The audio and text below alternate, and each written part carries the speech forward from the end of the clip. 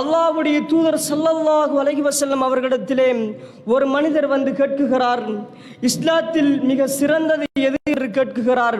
அதற்கு அல்லாஹ்வுடைய தூதர் ஸல்லல்லாஹு அலைஹி வஸல்லம் அவர்கள் சொன்னார்கள், பசித்தவருக்கு உணவளிப்பது, நீங்கள் அறிந்தவர் அறியாதவர்களுக்கு சலாம் சொல்வதாகும் என்று அல்லாஹ்வுடைய தூதர் ஸல்லல்லாஹு அலைஹி வஸல்லம் அவர்கள் சொன்னார்கள். இந்த சலாம் என்கிற இந்த ஒரு இபாதத் இருக்குகிறதே, இந்த இபாதத்தை நாங்கள் எங்களுடைய வாழ்க்கையில் நடைமுறைப்படுத்த வேண்டும் சகோதரர்களே. இந்த சலாம் சொல்லக்கூடிய இந்த நடைமுறை எங்களுடைய சமூகத்தில் மிக அரிதாக காணப்படுகிறது.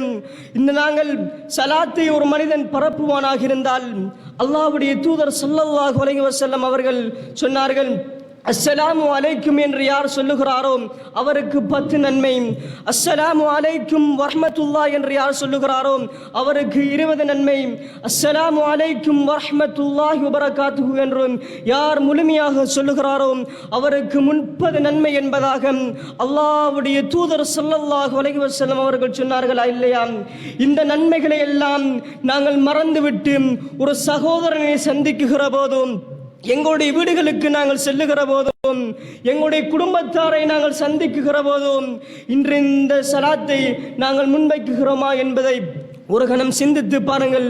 இன்று நாங்கள் ஒரு மனிதரோடு பேசுகிற போதும் முதலாவதாக ஹாய் என்று பேசுகிறோம், ஹலோ என்று பேசுகிறோம்.